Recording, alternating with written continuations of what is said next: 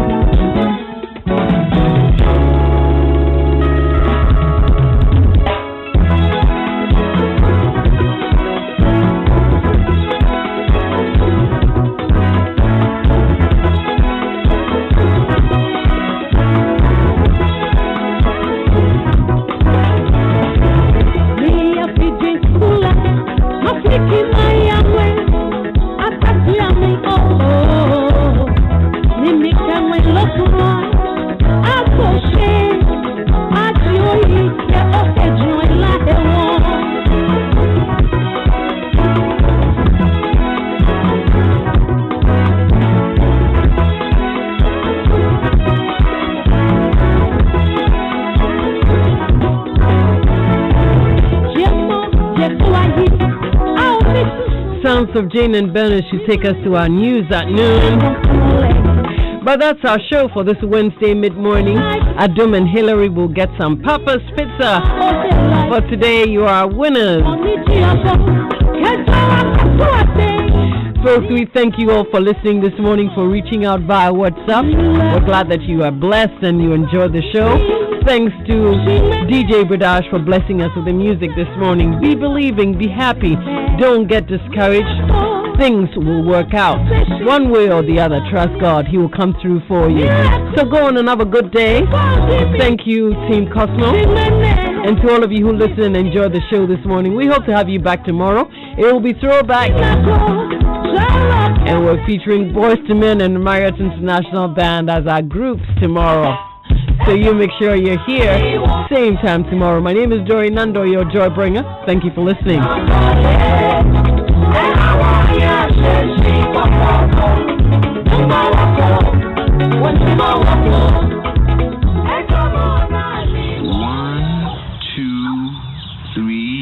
Oh, don't worry, Grandpa. There are still 5 ripe and 15 unripe mangoes on the tree. That's my boy. Grandpa, it's still 1.2 kilograms of rice in the container. My boy. And how much credit did I spend last week? Well, you spent 5 CDs on calls, 2 megabytes on data, and you sent 5 SMSs. We are the first network that tells you exactly what you have spent and when you spent it. Dial *545# to access your statement on MTN. We day for you everywhere you go.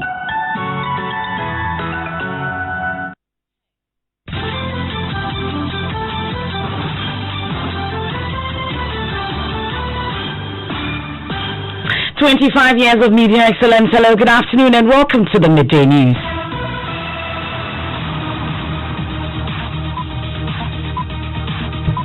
This bulletin is coming to you live from the Joy 99.7 FM studios here in Kukumlimli at digital address GA0993341. It's also live on Love 99.5 FM in Kumasi, affiliates across the country including Pando FM in Pando, Pad FM in Damongo, ATL FM in Cape Coast. It's also around the world at myjoyonline.com. In this edition, Defense and Interior Ministers to appear before Parliament's committee responsible for security agencies as accusations are leveled against soldiers for allegedly preventing some Ghanaians from registering as voters. But at least you have a general election to run, and the House is still sitting till next week. But we want to find a way, because we met them before the exercise commenced, and we're going to, whilst doing the exercise, we want to find out the facts that are coming, the allegations that are emerging. We need to know much about it. We'll hear from chairman of the committee as well as a retired military general who's urging the soldiers to conduct themselves professionally. Also coming up, more than 80,000 businesses shut down and thousands of jobs lost amidst the pandemic. That's contained in a new survey released by the Statistical Service. If you put together the proportion or the numbers for that matter that closed down temporarily and those that closed down permanently, we are talking about 85,000 businesses that are still closed down as we speak. We'll hear from the government statistician. Also, security agencies investigate report by some teachers at Treneboa Kodia Senior High School in Ashanti region allegedly took money from students with a promise to help them in their final exams. We have more as a 3-member committee probes rioting by students there. Also in sports. With bated breath, Ghana football continues to wait for the Court of Arbitration for Sports verdict on the Wilfred Osei Palmer versus the GFA case. We'll hear from lawyer Labiamwa, who says cast may not have erred by not announcing the verdict yesterday. Can't wait for details of that. And later in showbiz, Kwao Kese speaks about Beyonce's already music video featuring dancehall act Shatta Wale. That and more here on the Midday News with me, Emefa Apawu. Please stay for details.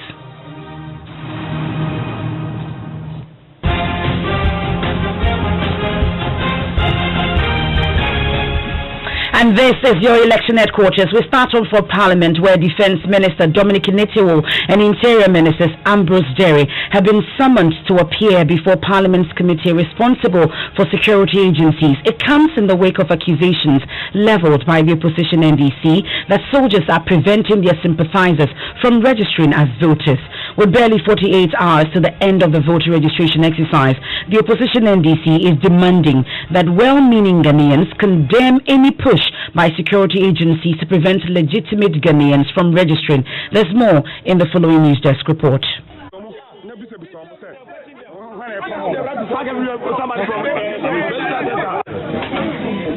In 2 videos which surfaced on social media over the weekend, the soldiers are seen in an area the NDC says is Banda in the Bono region.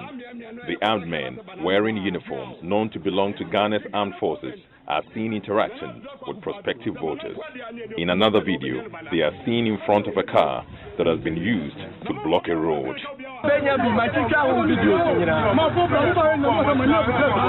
The NDC's Johnson Asidu Nketia is heard interacting with the soldiers. They have no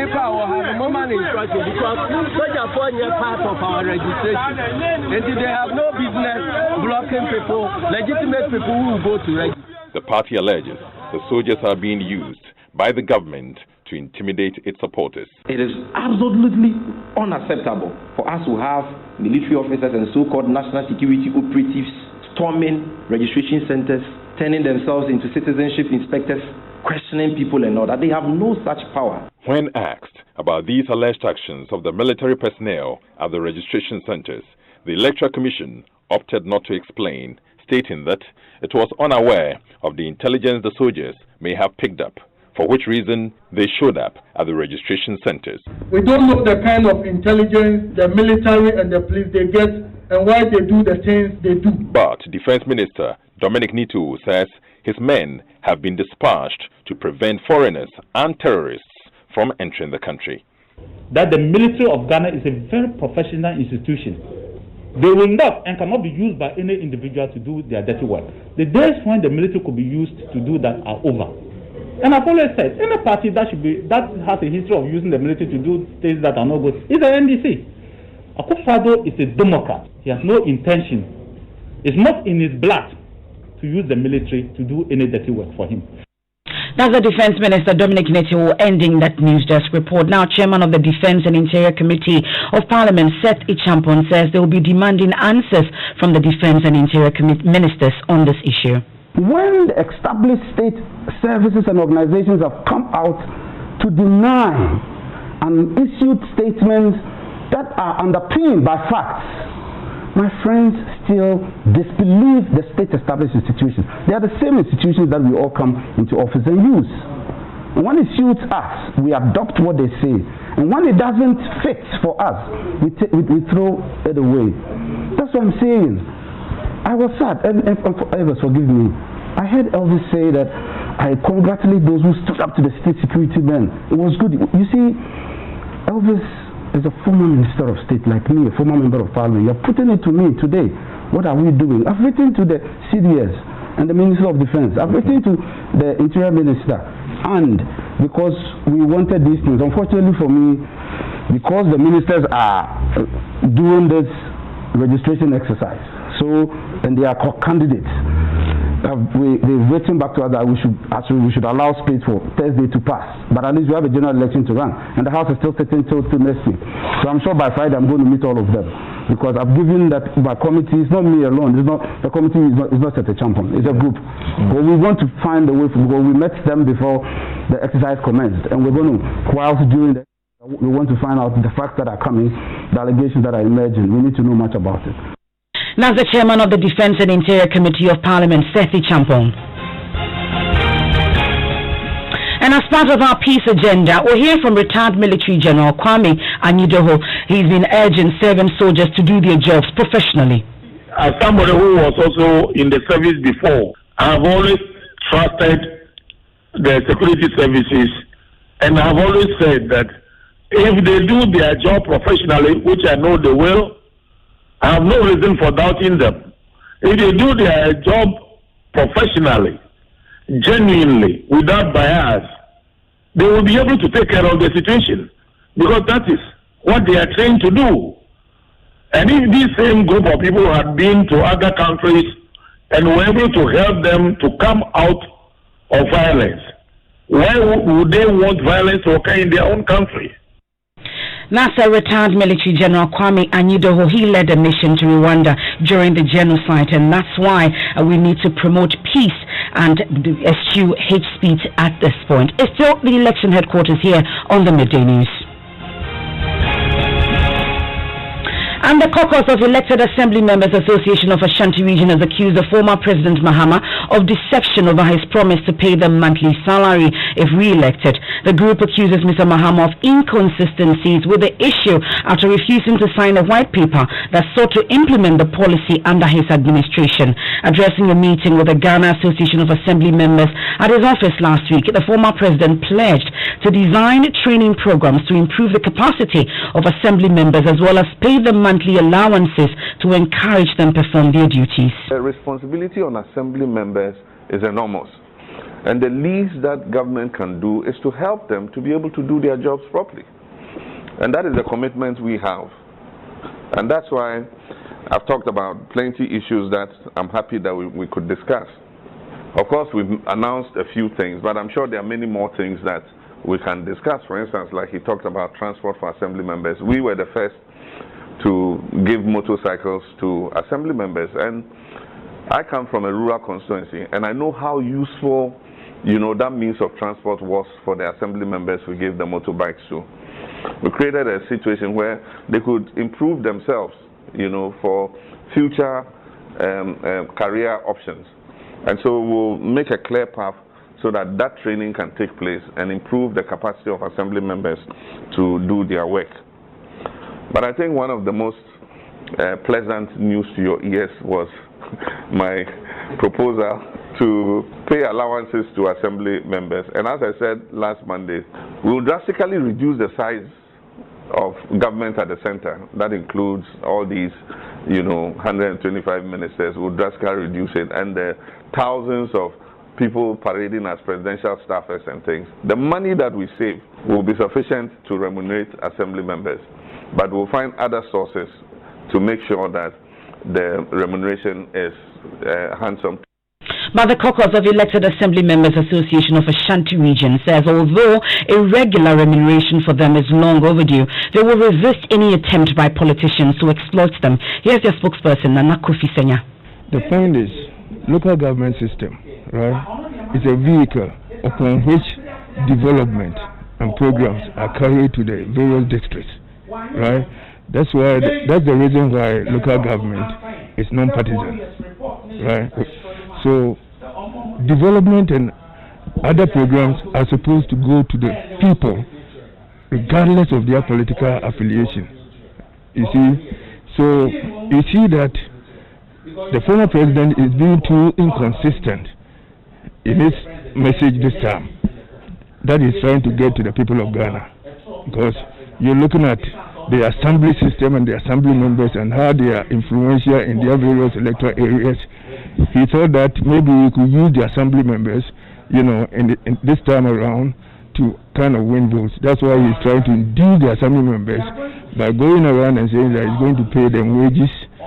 Whilst we know for sure that in your 2012 manifesto, right, you promise that you're going to pay assembly members through the consolidated fund. And then use common fund as well. But this time, he's talking differently. He doesn't even know where he's going to find the money. He said he will find money somewhere.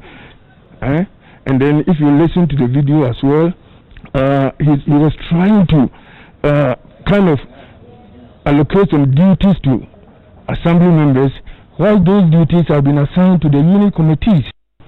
You have Nana Kofi Senya, the head of caucus of elected Assembly Members Association of the Ashanti region, raising concerns about the former president's promise to pay assembly members some monthly salaries. But we'll stay on the former president a while longer here at the election headquarters, because he's expected to register at his hometown, Bole, later this afternoon. Correspondent Isaac Nonya is following this. He joins us on the line. When is the former president expected to register, Isaac? The former president will arrive in Bole from now, and we are told between 9 and 30 minutes time, he'll be registering at the police station where he usually registers, and then able to address the media houses that are here waiting for the former president to arrive. But ahead of it, I'm sure you visited that center that he will be arriving at in terms of preparation. What is happening there as we speak? For now, the queues that are here are very few. Driving to the fact that we are left with some few days to go, we have a number of spear party supporters who are already gathered here to have a glance at the former president. With that, we also have few people who have come around. We are told that he will be visiting some traditional authorities in Bole and other traditional areas. So we have seen a number of the chiefs who are hovering around, some to going to the palaces to wait for the former president to meet them and have a word with them. That's our correspondent Isaac Nunyas, and when we have more, we'll return to that. On the registration issues in the Ashanti region, members of the Regional Security Council are visiting some registration centers to assess the conduct of the exercise there. Nanaya Ojima has been monitoring that. He joins us on the line. Nanaya, what can you report? So the regional minister so far has visited some areas, the registration centers in the Ejura constituency, and so far he's impressed with what he has seen so far, social distancing being observed. And he's also been addressing some of the security concerns with the registration. You know that there were some issues in some areas, and according to him, the REFSEC has been conducting investigations, and in due time, they will bring their findings. That's my colleague Nanaya Ojima reporting from the Ashanti region.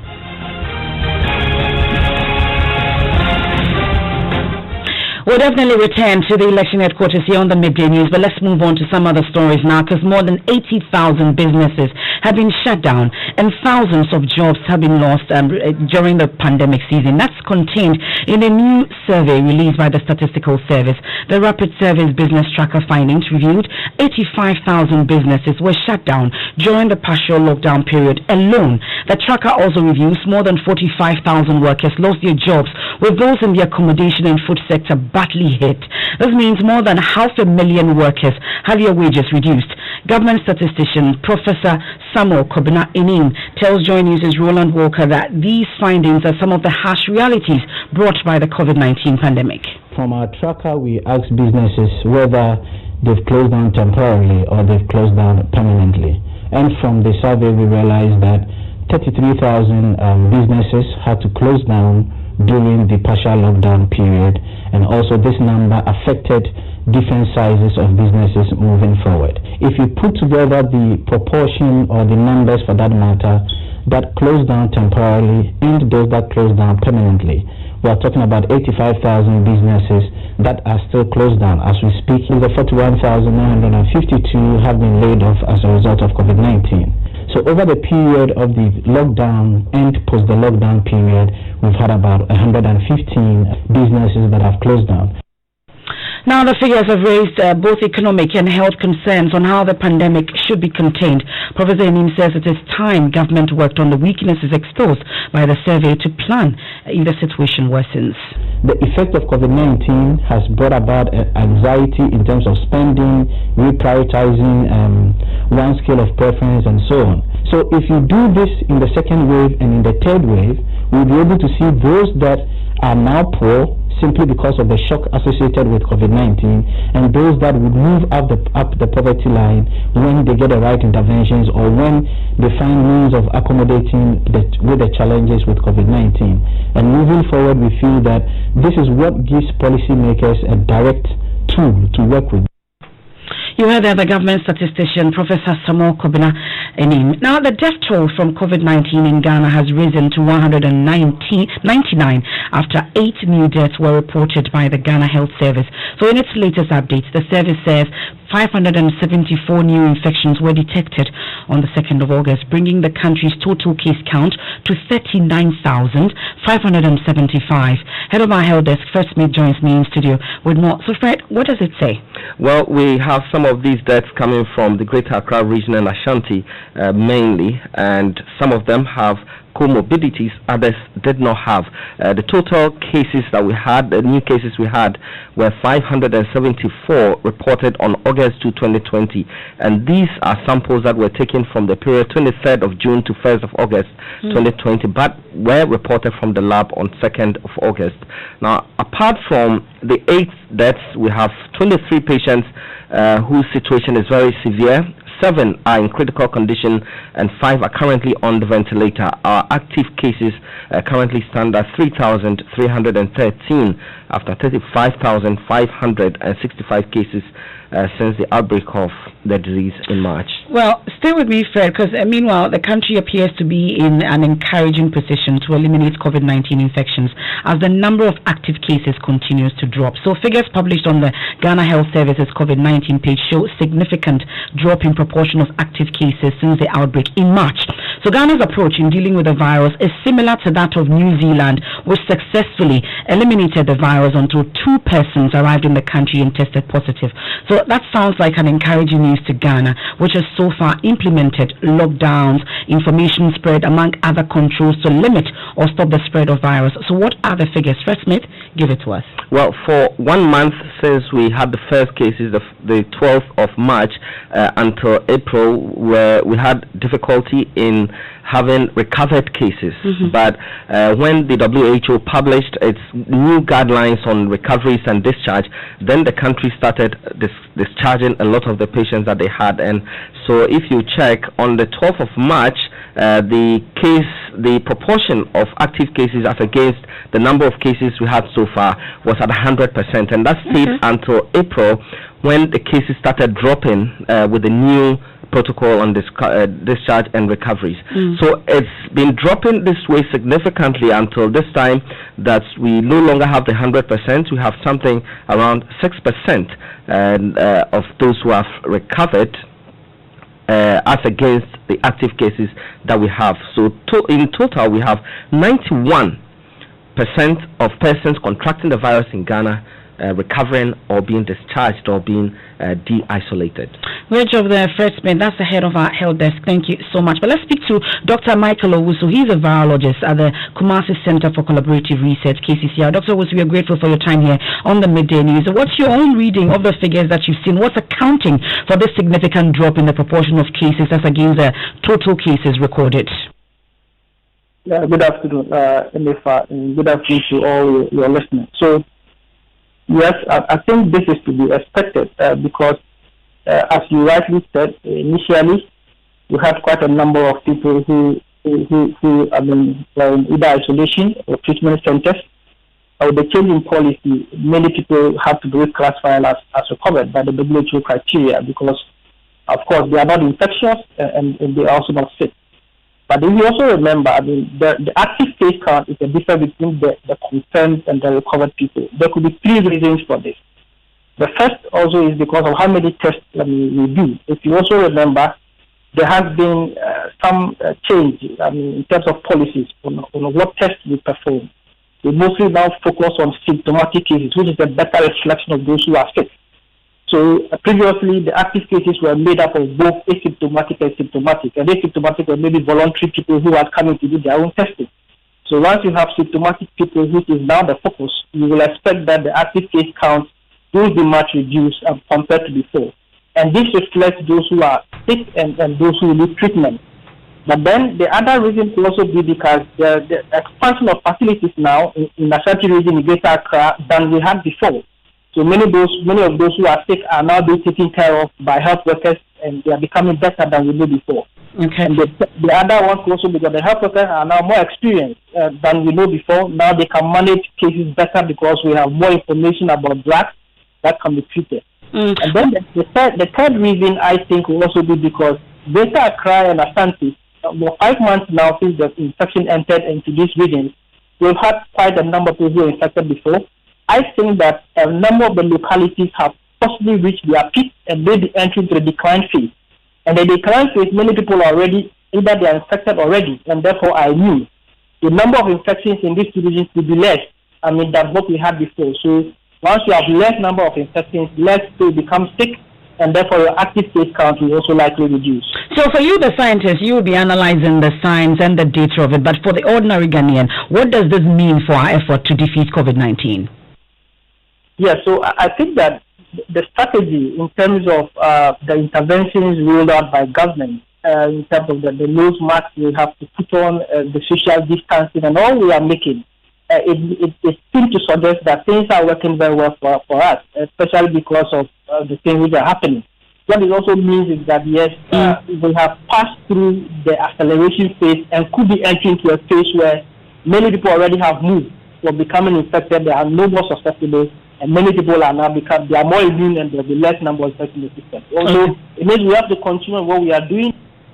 We're grateful for your time. That's all time will allow us. That's Dr. Michael Owusu. He's a virologist at the Kumasi Center for Collaborative Research. Now, Fred, you tell us about how it's reflecting on the ground. Well, indeed, in some regions, there are no cases at all.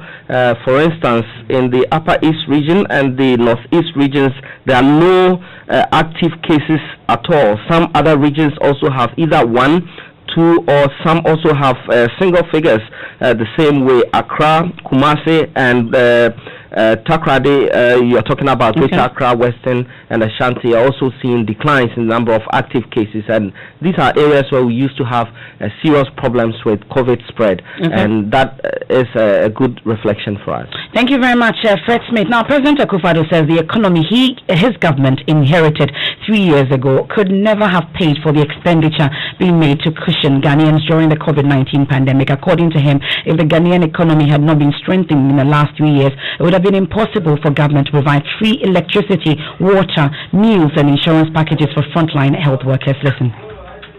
A government that is properly so called is a government when things become difficult for its people will step in because of good policy, efficient management to be able to protect the people. And that's what we have done. If our economy had not been strengthened in the 3 years before the pandemic broke out, these measures that you're talking about, which have all been very expensive, would have been impossible.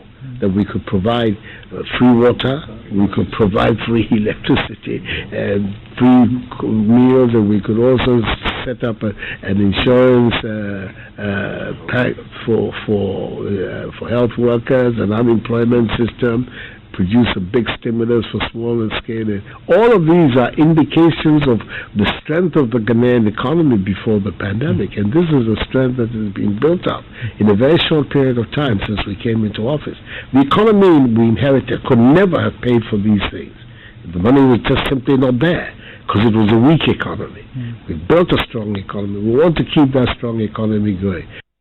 That's President Kufuor speaking on Sunrise FM in the Eastern region. This is the Midday News here on Joy 99.7 FM. Our top stories so far: Defense and Interior Ministers will appear before Parliament's committee responsible for security agencies as accusations are leveled against soldiers for allegedly preventing some Ghanaians from registering as voters. When we return, we have sports, and then also in showbiz, Kwakese speaks about Beyonce's already music video featuring Damsolat Shatawale.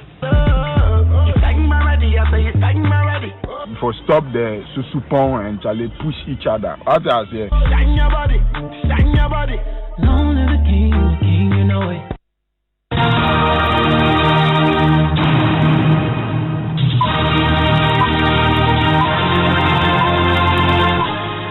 Thanks for staying with us. Hans Mensando is in the studio. Do we finally have it? No, we the don't. Verdict? We still don't have the verdict. We continue to wait for the Court of Arbitration for Sports verdict on the Wilfred Osei Palmer in the GFA. The Switzerland-based court announced July 17th as the date for the release of the verdict, but postponed to the 4th of August, which was yesterday. Now, more than 24 hours have passed, and there is no sign of the verdict. Mr. Palmer yesterday denied reports that he had received the verdict from the Court of Arbitration for Sports. Well, legal practitioner Labi Amwa says CAS have not erred by not announcing the verdict yesterday. People were so anxious, and yesterday too, nothing happened. And I don't know from the two parties whether there was any communication from CAS as to why nothing happened yesterday. As for postponement of the communication of the arbitral award, while nothing has been communicated to them in terms of the decision, I don't think CAS have gone so wrong or offended any of their regulations. Well, legal practitioner Labi Amwade speaking. I've just refreshed like 1,000 times the page of the Court of Arbitration for Sports, and the last release was on a case involving Ibai Salazurua, who was found guilty of an anti-doping rule violation. Keep refreshing. Thank you very much, Hans-Man Sando. It's time for our Arrival Life campaign brought to you by Toyota Ghana and Bedrock Insurance. We head to Techiman Tanoso in the Bono East region, where residents are unhappy about the notoriety the town is gaining for being one of Ghana's high pedestrian knockdown spots. My colleague Seth Kwame Boating visited the town where vehicles easily run into homes. Here's his report for our Arrival Life campaign today. At least 2 indigents from this town are crushed and killed every year right here in Tanoso. The Sanahine of this town, Nana Enchibu Siako, has witnessed some of these knockdowns.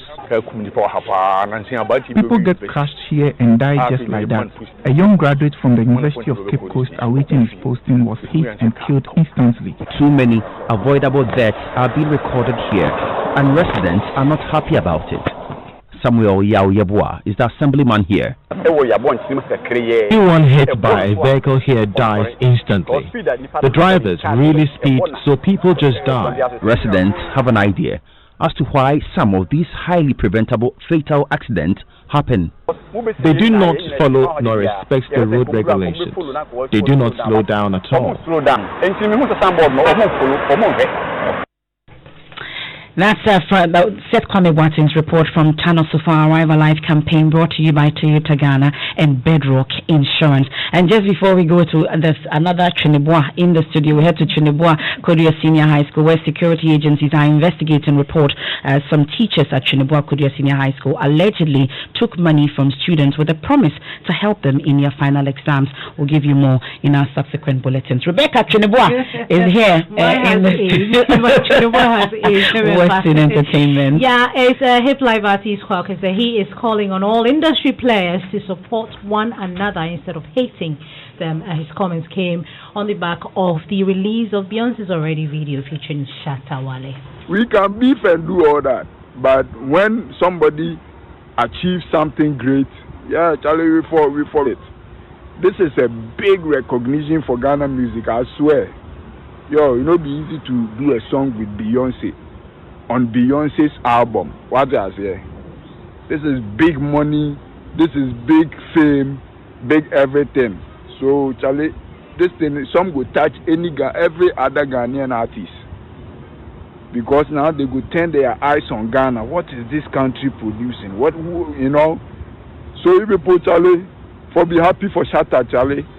Yeah, for be happy for him. No matter what the situation before you there and you're having problem with somebody, say the problem for you yourself. What is that?